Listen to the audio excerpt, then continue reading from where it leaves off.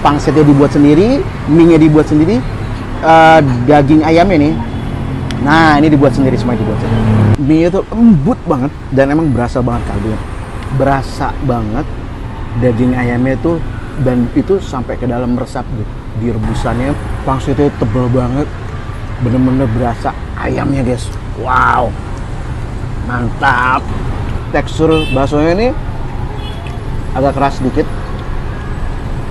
tapi di endingnya lumayan empuk. Masih bareng gue James Ajak Makan. Gue lanjut ke video selanjutnya. Bye bye. Woi.